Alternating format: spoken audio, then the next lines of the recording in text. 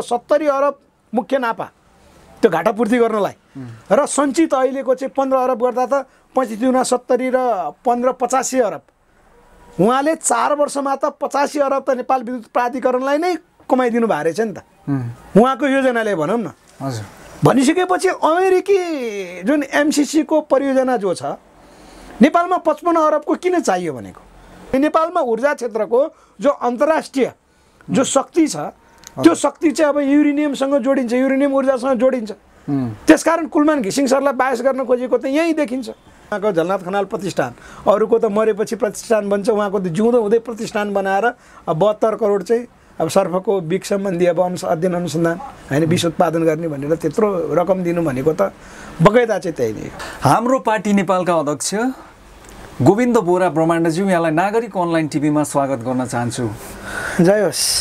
कुराकानीको सुरुवात धेरै अपेक्षित, जनताले धेरै रुचाएका 4 वर्ष कार्यकाल पुरा भइसकेका जुन नेपाल विद्युत प्राधिकरणका कुलमान घिसिङज्यूको पुनर्नियुक्तिको एउटा जुन ठुलो आश थियो त्यो चाहिँ भएन। हिजोको मन्त्रीमण्डल मन्त्री परिषदको चाहिँ भनौँ न बैठकबाट प्रधानमन्त्री स्वयंले यसमा अनिच्छा देखाउनु भएको कुरा पनि आएको छ। के लाग्छ ब्रह्माण्डजी यहाँलाई, जस्तो कुलमानजीलाई दोहोऱ्याउला त यो सरकारले? यो सरकार भन्दा पनि केपी ओली मोर्चाले हजुर विशेष गरी चाहिँ कुलमान घिसिङलाई निरन्तरता दिन नचाहेको स्पष्ट रूपमा बुझिन्छ हैन। यो प्रमाणित सत्य हो। अब यसो राजनीतिक विश्लेषणमा प्रमाणित सत्य त भन्न सकिन्न हैन। हजुर तर सत्ताभित्रका धेरै आयामहरू हुन्छन् र नेपालको चाहिँ अहिलेको पछिल्लो चरणको विद्युत प्राधिकरणको जुन योजना हो नेपालमा चाहिँ युरेनियम ऊर्जाको समेत परिकल्पना जो गरिएको छ यससँग चाहिँ अन्तर्राष्ट्रिय घटनाक्रमहरू समेत जोडिने भएको हुनाले नेपाल सरकारको प्रमुख भनेको त केपी शर्मा ओली हुनुहुन्छ हैन। र पूर्व माओवादीले त उहाँले नियुक्त गरेकै हो र त्यसको रिजल्ट पनि निकालेकै हो। एक हिसाबले पूर्व माओवादीमा उहाँको चाहिँ लबिङ भइरहेकै पनि छ। त्यसकारण अहिले चाहिँ हामीले सिधै नेपाल सरकारका कार्यकारी प्रधानमन्त्रीज्यूको उहाँको अनिच्छाको कारणले गर्दा उहाँ पुनर्नियुक्ति हुन सकिरहनु भएको छैन भनेर भन्न सक्छौँ। जस्तो कि कुलमानजीको चाहिँ 4 वर्ष कार्यकाल गत भदौ 28 गते समाप्त भयो। उहाँलाई दोहोऱ्याउन चाहेको भएदेखि त्योभन्दा अगाडि पनि सरकारले डिसिजन गर्न सक्थ्यो। यद्यपि अब पनि गर्न सक्छ, त्यसमा कुनै त आपत्ति त भएन, तर गर्न सक्थ्यो अगाडि पनि। र मन्त्री परिषदको मिटिङमा पनि हिजोकै मिटिङबाट पनि त्यो चाहिँ पारित गराउन सकिन्थ्यो, त्यो पनि भएन। भनेपछि त सङ्केतहरू त उहाँलाई नदोहोऱ्याउने नरुचाइएको जस्तो नै बुझ्यो नि त हैन ब्रह्माण्डजी? त्यसकारणले त सरकारको कमजोरी देखियो। सरकार भनेको चाहिँ अहिले हामीले केपी मोर्चालाई सरकार मान्नुपर्छ, किन नेकपा भित्रको द्वन्द्व नेकपाकै हो नि त होइन। नेकपा भित्रको द्वन्द्व यो समाधान नभइसकेका हुनाले हामीले राजनीतिक अन्तर्वार्ता गर्दाखेरि त्यसरी बुझौँ। र अब उहाँ पुनर्नियुक्ति यदि हुनुभयो भने उहाँलाई चाहिँ सशर्त सहितको नियुक्ति हुनसक्छ।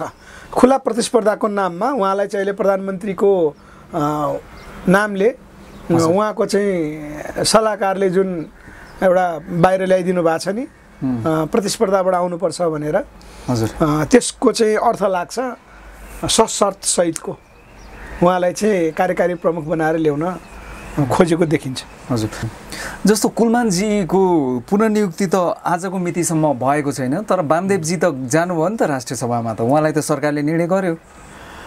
अब त्यही त यो सरकारको त कस्तो छ भने जनताले जे हुँदैन भन्यो त्यो गरिदिने होइन, जे हुन्छ भन्यो यो गर्नुपर्छ भने नगर्ने।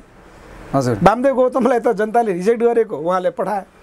कुलमान घिसिङलाई चाहिँ अब जनताले चाहिँ होइन चुनाव किन हुनु पर्यो, उहाँ चाहिँ अब काम जो देखाउनु भएको छ त्यो कामलाई चाहिँ फेरि पनि सम्मान गर्नु भने त हो नि। त्यो चाहिँ सरकारले गर्दैन भनिसकेपछि हजुर अब आशा गरौँ नेपाल सरकारको अब के छ योजना हैन। अब त्यो सरकारको चाहिँ योजना नेपाली जनता विपरीत नभइदियोस् त्यति मात्र भनौँ। अरू त अब के भनौँ, सरकारले चाहिँ जहिले उल्टो गति त लिएकै छ, उल्टै लिइरहेछ सरकारले। यो त सिधै उल्टो भइहाल्यो नि। वामदेव गौतमलाई चाहिँ राष्ट्रिय सभामा पठाउने होइन, यहाँ कतिसम्म विषय आछ वामदेव गौतम उहाँको विषयमा भने उहाँको प्रतिरक्षा माधव नेपाल सरले जति गर्नु भए पनि हजुर हैन वामदेव गौतमको विषयमा राष्ट्रपतिलाई समेत मुस्न सक्छौँ भनेर चाहिँ प्रेसर त गएको छ नि होइन। राष्ट्रपतिले विवादास्पद निर्णय गर्नुहुन्न होला भनेर चाहिँ नेपालका कानुनविदहरूले अपेक्षा राख्नु भएको छ। त्यतिसम्म कानुनविदहरूले बाहिरबाट अब राष्ट्रपति कार्यालयको विषयविज्ञहरू पनि हुनुहुन्छ होइन, कानुनी सल्लाह दिने त्यहाँ चाहिँ थुप्रै निकायहरू पनि हुनुहुन्छ। त्यति हुँदा पनि सरकारले चाहिँ सिफारिस गर्यो वामदेवजीलाई होइन। नेपाली जनताले त्यत्रो दबाब दिँदा पनि, त्यत्रो उहाँको काम देख्दै पनि उल्टो कुलमान घिसिङलाई अब चार्ज लागेको हेर्दाखेरि त बडा नेपाली जनताले चित्त दुख्छ नि। उहाँले आफ्नो प्रायोजन आफै गरेर आफूलाई हिरो बनाउनलाई मात्रै चाहिँ प्रायोजित, उहाँको पक्षमा जनता होइन नि, यो प्रायोजित हो भनेर सरकारले त सरकार पक्षबाट त आरोप आएको छ नि होइन। त्यतिसम्म गर्ने भनेपछि त यो त सरकार त उद्योगतिमै त हो नि हजुर होइन। यो सँगसँगै जस्तो भर्खरै मात्र चाहिँ नेकपाको स्थायी कमिटीको मिटिङ पनि समाप्त भएको अवस्था छ र एमसिसी जुन चाहिँ यो अत्यन्त विवादमा रहेको र संसदबाट यसलाई चाहिँ अनुमोदन गर्ने जुन अझै पनि बाँकी छ, त्यसमा चाहिँ अब जस्तो सत्तारूढ दल प्रचण्डजी ओलीजीहरूको जुन प्रस्तावै आयो, उहाँहरूले चाहिँ यो एमसिसीलाई संशोधनसहित पारित गर्नुपर्छ भन्ने उहाँहरूको धारणा जुन थियो, त्यो चाहिँ त्यो पार्टीको स्थायी कमिटीले पनि चाहिँ पारित गरेको अवस्थामा अब एमसिसी अघि बढ्छ। अब यो एमसिसीलाई हामीले अलिकति यसलाई विश्लेषण गरौँ है। हजुर, हामीले पहिला पनि भन्दै आएको विषय एमसिसी यो के कारणले चाहिन्छ चाहिँदैन भन्दा पनि मुख्यतया एमसिसी आइपिएस अन्तर्गतको एउटा चाहिँ पोलिसी हो भनेर हामीले बुझ्नलाई कठिन भएन होइन। र नेकपाभित्रको त्यहाँ गन्जागोल एउटा कस्तो देखा पर्यो, थाई कमिटीको बैठकले निर्णय गरिसकेपछि पनि लीलामणि पोखरेलले जुन नोट अफ डिसेन्टको कुराहरू लेख्नु भएको छ, त्यहाँ अरू नेताहरूको त त्यति कुराकानी आएको छैन। अब यसलाई कसरी बुझ्नु पर्यो भने नेकपाको थाई कमिटीले संशोधनसहित पारित गर्नुपर्छ भनेर निर्णय गर्यो होइन त। अब त्यही नेकपाको विधान उहाँहरूले जुन एउटा सम्झौता गर्नुभएको छ दुईजना नेताहरू बिच, पार्टीलाई विधि र पद्धतिमा लाने भन्नुभएको छ होइन त। हजुर, त्यो पार्टीको विधान अनुसार के हुन्छ त भन्दा त्यो पार्टीको मुख्य आधिकारिक निर्णय गर्ने कमिटी भनेको केन्द्रीय कमिटी हो नेकपाको। हजुर, विधान त होइन, केन्द्रीय कमिटीको निर्णयलाई केही अन्तिम त त्यो फाइनल केन्द्रीय कमिटीको अनुमोदन गर्ने हो थाई कमिटीले उहाँहरूको विधान अनुसारै। हजुर, केन्द्रीय कमिटीको निर्णय पहिल्यै थाई कमिटीले जो निर्णय गरिरहेको छ नि अहिले संशोधनसहित पारित गर्ने भनेर, विधि र पद्धतिमा चल्ने भनेर दुई नेता सहमति गर्ने, यतापट्टि चाहिँ असहमतिको कुराहरूलाई लिएर जाने भनेको पार्टीको विधि विपरीत निर्णय गर्ने जुन एमसिसीमा देखियो, यसले के सङ्केत गर्छ त भन्दा अमेरिकाको एमसिसी नियोगलाई नेपालमा संसदबाट अनिवार्य रूपमा पास गराउने गरी नेकपा लागेको हो, नेकपाको चाहिँ विशेष गरी मूल नेतृत्व लागेको हो भन्ने कुरा यसले पुष्टि गर्छ। यो भनेको सुधारसहितको भनिया छ होइन, संशोधन भनेको एक हिसाबले सङ्कल्प प्रस्ताव भन्दा फरक पर्दैन। सरकारको तर्फबाट सङ्कल्प प्रस्ताव भन्छ कि विपक्षी दल समेत मिलेर नेपालको पक्षमा हुने गरी हामी निर्णय गर्छौँ भन्छन् नि, अहिले नेकपाले नि त्यही भनेको छ। यस शर्तमा एमसिसी जुन नेपालमा लागू गर्ने भनेर निर्णय गर्यो, यो एउटा विधि पद्धति विपरीत भयो र अर्को यसलाई संविधानको अङ्ग बनाएर चाहिँ अनिवार्य रूपमा संविधानको अङ्ग बनाइसकेपछि अनिवार्य रूपमा चाहिँ अमेरिकी कानुन लागू हुन्छ। यो अमेरिकाको कानुनलाई स्वायत्त कानुन बनाएर नेपालमा लागू गर्नको निमित्त संसदबाट पास गर्नुपर्ने हो। त्यो कुरालाई चाहिँ नेकपाले काहीँ छोएन नि।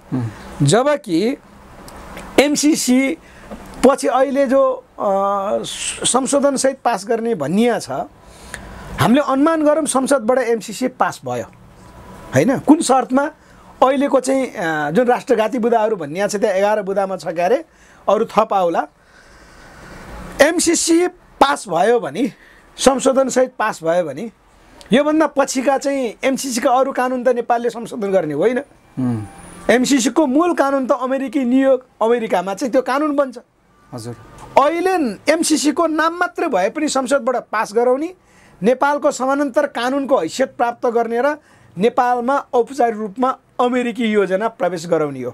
सबै किसिमको सैन्य रणनीति हो। विशेष गरी अहिले सैन्य रणनीतिलाई नेपालमा लागू गराउनको निमित्त एमसिसीलाई अगाडि बढाउन लागि हो र यसको नेतृत्व कसले गर्यो त भन्दा अहिले नेकपाले गर्यो, नेकपाको मूल नेतृत्वले गर्यो। प्रचण्डजीले पनि गर्नुभयो, ओलीजीले पनि गर्नुभयो। ओलीजीले पनि गर्नुभयो। त्योभन्दा फरक कुरा चाहिँ जबरजस्त मूल नेतृत्व कताबाट अगाडि बढ्यो भने केन्द्रीय कमिटीको निर्णयलाई चाहिँ बेवास्ता गरियो। योभन्दा पहिलाको नेकपाको केन्द्रीय कमिटीको बैठकले त एमसिसीलाई चाहिँ सिधै पास गर्न त भनेको थिएन। त्यहाँ ठुलो मात्रामा चाहिँ त्यहाँ जो उनीहरूको 20वटा चाहिँ समूह बनेको थियो क्यारे, 20वटा समूहमध्ये 16वटा समूहले चाहिँ एमसिसी पास गर्नुहुन्न भनेर जुन प्रतिवेदन दिएको थियो त्यो त थाई कमिटीले मानेन। भनेपछि केन्द्रीय कमिटीलाई बायस गर्ने गरी नै थाई कमिटीको जबरजस्त निर्णय लादिएको भन्छौँ। यसमा चाहिँ मूल नेतृत्व जबरजस्ती एमसिसीलाई नेपालमा भित्राउन चाहन्छ। त्यो भनेको नेपालको संविधान अब अमेरिकालाई औपचारिक रूपमा बुझाउन चाहन्छ भनेर बुझौँ न। अझ क्लियर के बाध्यता छ यसको पछाडि? के अध्ययन गर्नुभएको छ? किन यसरी चाहिँ झुक्ने क्रममा मूल नेतृत्व? अनि यो त सबभन्दा सरल छ नि होइन। नेकपा भनेको चाहिँ आइएनजिओको पार्टी हो, हाम्रो दुई मत भएन। हजुर, कसैलाई कन्फ्युज छैन नि। माओवादी त त्यो होइन नि त।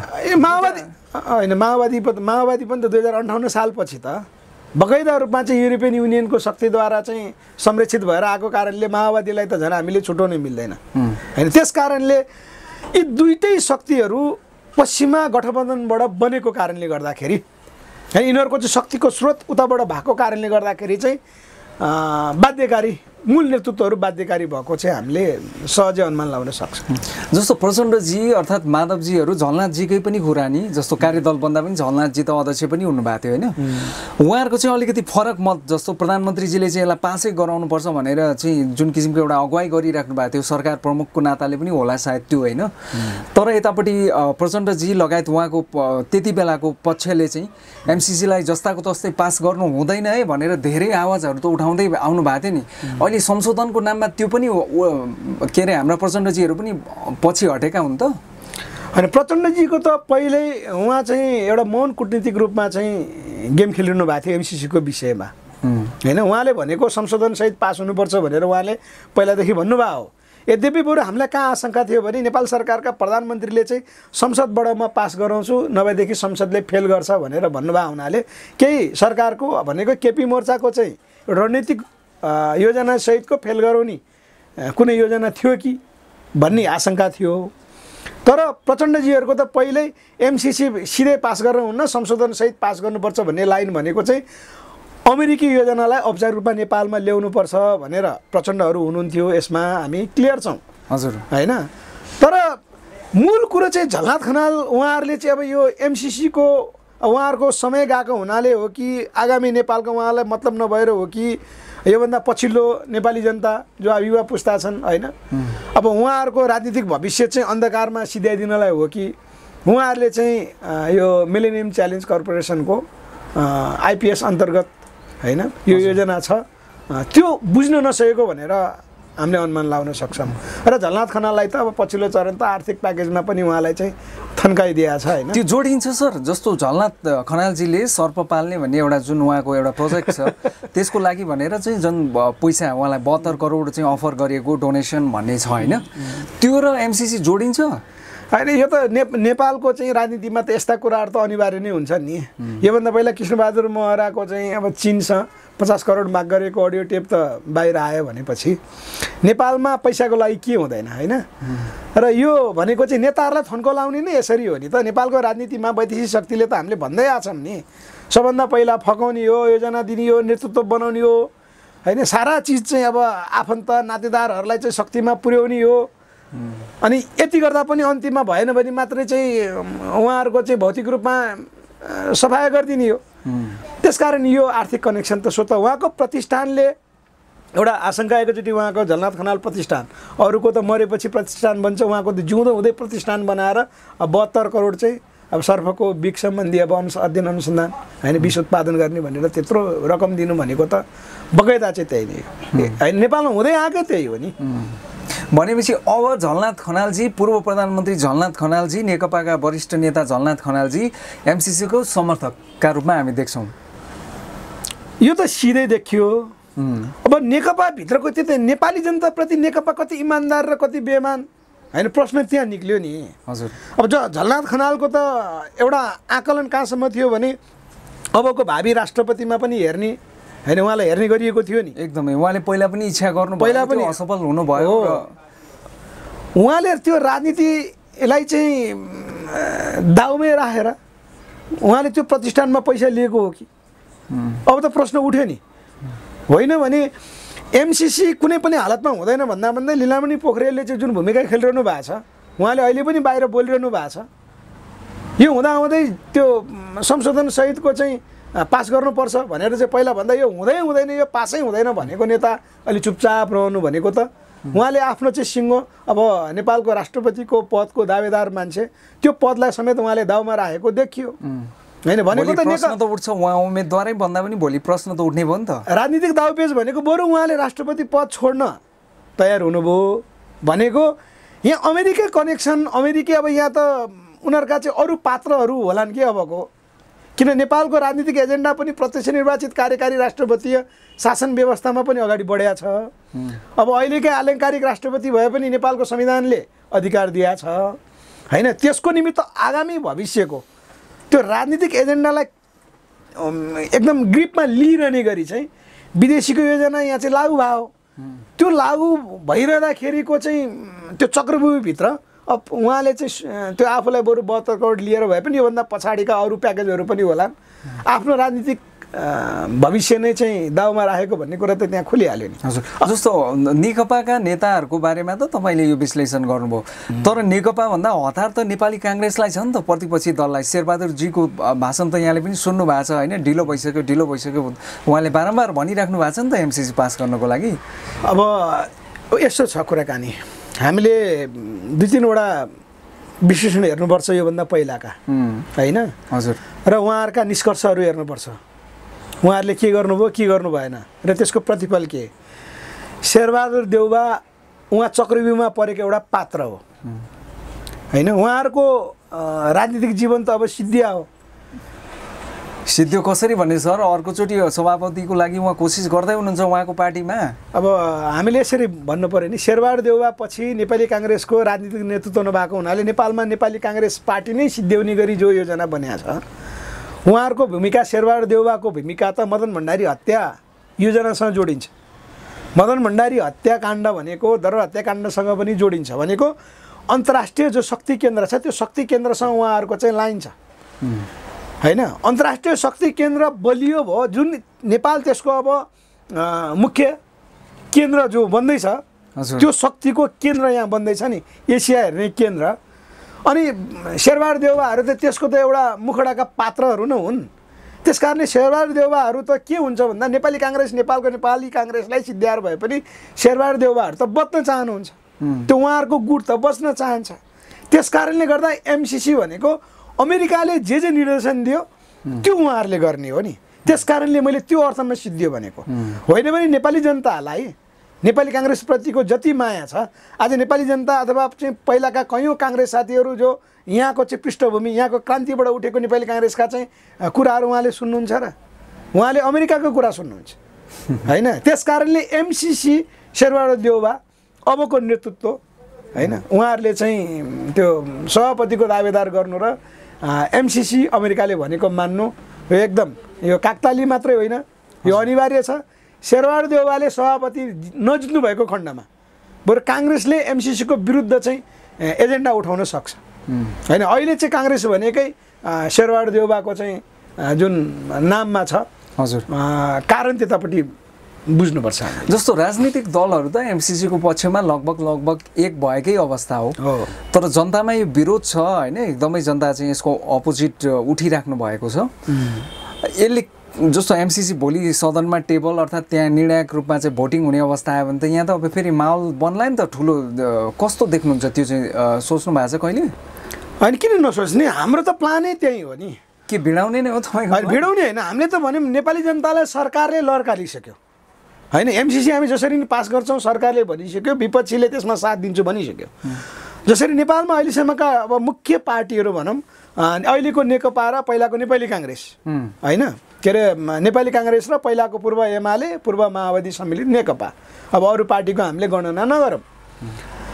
हाम्रो नेपाल राष्ट्रको राष्ट्रघाती जुन सन्धि सम्झौता गरी गरी गरी गरी नेपाल राष्ट्रको सारा सम्पत्ति सिद्ध्याइसकेका छ होइन। अब फेरि सबभन्दा डरलाग्दो एमसिसी भनेको नेपालको मूल कानुनलाई अमेरिकालाई लगेर बुझाउँछ। अमेरिकी नियोग अन्तर्गत चल्नुपर्छ। भारतको इस्ट इन्डिया कम्पनी जो पहिला थियो होइन, बेलायती इस्ट इन्डिया कम्पनीले भारत लिएको जस्तै गरी नेपालमा चाहिँ एमसिसीले राज्य सत्ता चलाउने स्थिति बन्छ भने त हाम्रो त अरू के हुन्छ। त्यस कारण हाम्रो त राजनीतिक मूल एजेन्डै त्यही छ। अहिले त हामीले केही गर्न सक्दैनौँ।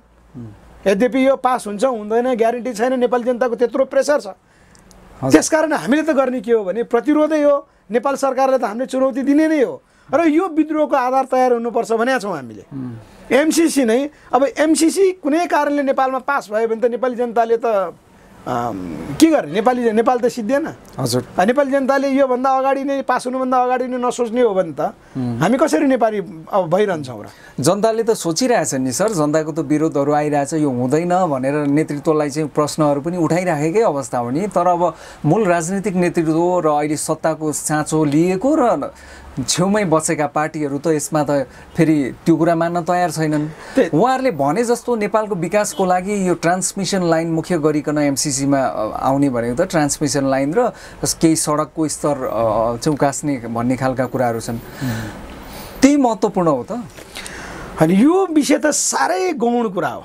यो प्रसारण अन्तर्देशीय प्रसारण लाइन र त्यो लाइनको मुनिपट्टि जुन सडकको कुरा छ, हजुर, यो त सिधा हामीले क्यालकुलेसन गरौँ न। कुलमान घिसिङ विद्युत प्राधिकरणको चाहिँ प्रमुख भइसकेपछि उहाँ नियुक्त हुनुहुँदा करिब 35 अरब लोन थियो होइन, ऋणमा डुबेको थियो नि। हजुर, त्यो 35 अरबलाई चाहिँ उहाँले चुक्ता गरिकन अहिले 15 अरबमा नाफामा लानु भएको छ। भनेको 35 अरब तिर्नको निमित्त त अर्को चाहिँ 35 अरब कमाउनु पऱ्यो भनेको 70 अरब मुख्य नाफा त्यो घाटा पूर्ति गर्नलाई र सञ्चित अहिलेको चाहिँ 15 अरब गर्दा त 35 दुना 70 र 15 85 अरब। उहाँले 4 वर्षमा त 85 अरब त नेपाल विद्युत प्राधिकरणलाई नै कमाइदिनु भएको रहेछ नि त उहाँको योजनाले भनौँ न। हजुर, भनिसकेपछि अमेरिकी जुन एमसिसीको परियोजना जो छ नेपालमा 55 अरबको किन चाहियो भनेको? त्यो 5 वर्ष होइन। यस हिसाबले त कुलमान घिसिङ सरको प्लान यहाँ हो। नेपालको ऊर्जा क्षेत्र नेपालमा चाहिँ विद्युतलाई चाहिँ कहाँ लाने भन्ने जो उहाँले प्लान पेस गर्नु भएको छ, यो 55 अरब त कुलमान घिसिङ सरको योजनाको अगाडि त के पनि होइन, योसँग जोडिँदैन। त्यस कारण यो नेपालको विकास योजनासँग मात्रै आएको कुरा नै होइन। यो त हाम्रो छिमेकी राष्ट्र हो। सबभन्दा पहिला चीनलाई देखाउने दाँत मात्रै हो भन्ने चाहिँ बुझौँ न होइन। बकैदा यो त किन हामीले आर्थिक हिसाबले देखियो त विद्युत प्राधिकरणको बजेटै हेरौँ न। 35 अरब लसलाई 35 अरब त्यो पूर्णको निमित्त त अर्को 35 अरब चाहियो। 35 दुना 70 अहिले 15 अरब त सञ्चित छ। 85 अरब त 4 वर्षमा चाहिँ विद्युत प्राधिकरणले नाफामा लिएर गयो कि गएन? भनेपछि कुलमान घिसिङ सरलाई अझै पनि नेपाल सरकारले योजना दिएर सबैले सहयोग गरेर उहाँलाई चाहिँ पुनर्नियुक्ति गरेर अगाडि ल्याउने हो भने त अब यस्ता प्रसारण लाइन त कति बन्छ त भन्नुहोस् त? एमसिसीको आवश्यकतै परेन। एमसिसीको आवश्यकतै परेन। कुलमान घिसिङ सरले भन्नुभएको त गरिबको रेखामुनि रहेका चाहिँ नेपाली जनतालाई निःशुल्क विद्युत होइन र सम्पूर्ण चाहिँ ऊर्जाबाट नेपालमा सम्पूर्ण गर्न सक्ने कामहरूको सम्पूर्ण हामीले पूर्वाधारहरू तयार गर्नुपर्ने छ, हामी गर्न सक्छौँ भनेर उहाँले त योजना पेसै गरिरहनु भएको छ त। भनिसकेपछि त्यसकारण त हामीले भन्यौँ नि नेपालमा ऊर्जा क्षेत्रको जो अन्तर्राष्ट्रिय जो शक्ति छ त्यो शक्ति चाहिँ अब युरेनियमसँग जोडिन्छ, युरेनियम ऊर्जासँग जोडिन्छ। त्यसकारण कुलमान घिसिङ सरलाई बायस गर्न खोजेको त यहीँ देखिन्छ। यो अन्तर्राष्ट्रिय शक्तिले बायस गर्न खोजेको। त्यसकारणले यो चाहिँ प्रसारण लाइन भनेको चाहिँ हाम्रो विकास हो मात्रै भनेर जो यहाँ प्रचार गरिरहेछ, यो विकासको कुराहरूबाट मात्र हामीले हेर्नु हुँदैन। यो त तपसिलको विषय भयो, यो गौण विषय भयो मेरो लागि।